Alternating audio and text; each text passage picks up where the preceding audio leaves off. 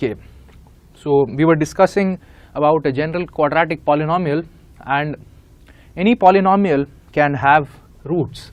So the concept we are discussing is a polynomial equation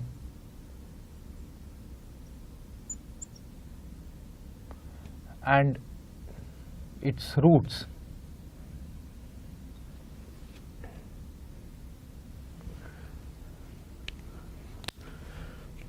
So given a polynomial,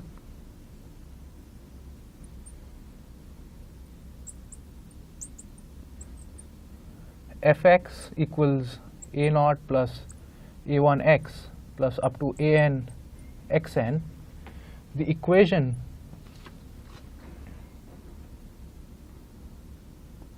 fx equals 0 is called a polynomial equation.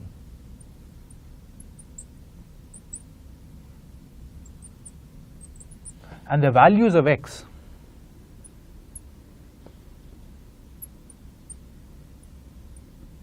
which satisfy this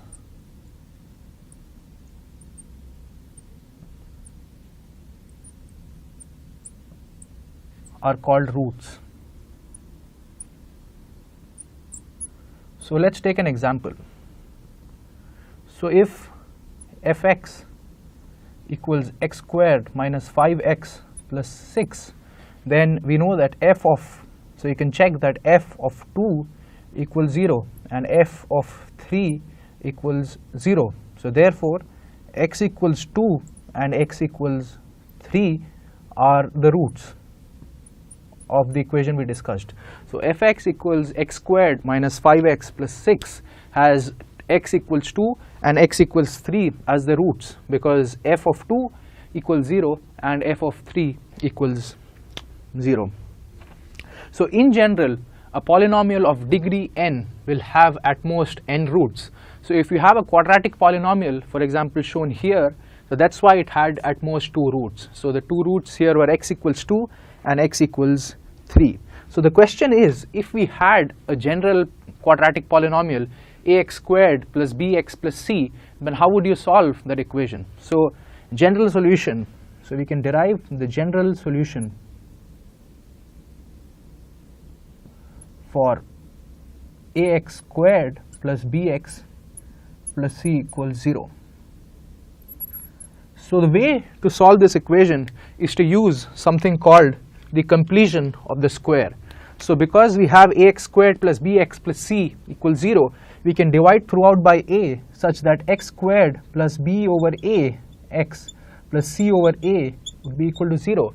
And then if you were to complete this square, you could express this as x squared plus twice of b over 2a times x plus b over 2a whole squared. So basically you are adding and subtracting b over 2a whole squared.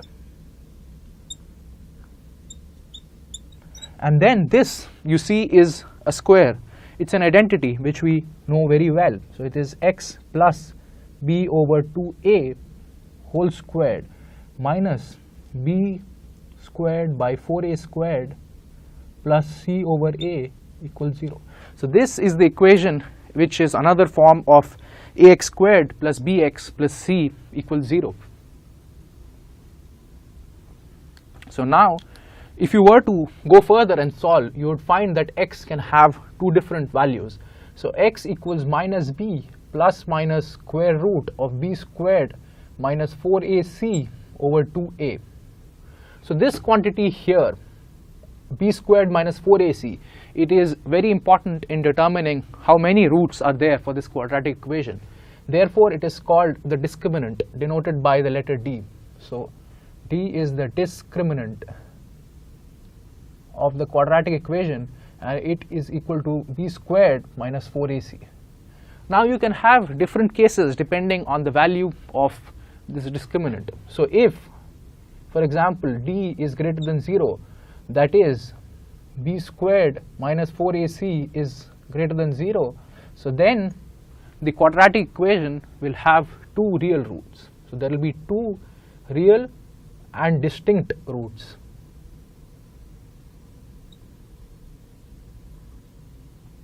Okay. So the second case is when d is equal to 0, so that is b squared equals 4ac, then there will be only one root or one real root, which is real. Another way of saying this would be that there are two roots, but these roots are repeated. So there are two roots which have the same value. And the third case will be when d equals 0 or the discriminant is negative. In this case, there are no real roots. But we said earlier that a polynomial in degree 2 would have at most two roots. So where did these roots go? So when we say that there are no real roots, it means that both roots are complex. So they are complex numbers of the form a plus iota times b, where iota is the square root of -1. And one very important thing to note here, which can be useful in solving certain problems, is that when both the roots are complex and all the coefficients are real, so when ai's are real and x is not real though. So when ai's are real, then the roots occur as complex conjugates. Then roots occur as complex conjugates. So this means that if I were to tell you that the coefficients of a certain equation are all real, and then one of the roots is x plus iota y, where x, y and all the coefficients are real, then x minus iota y would automatically have to be a solution of this equation. So when the both roots are complex, then these roots occur as complex conjugates.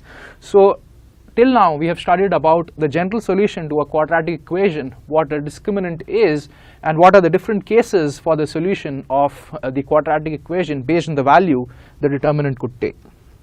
So then there are a few other important properties you could verify. So you can check that.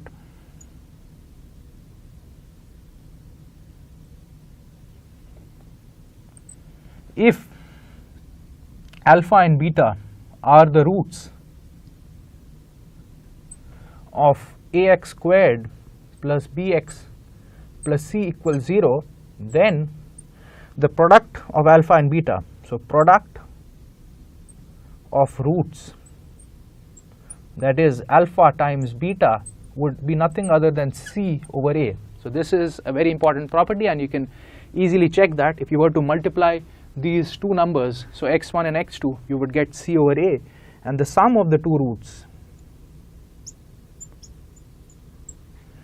that is alpha plus beta, equals minus b over a.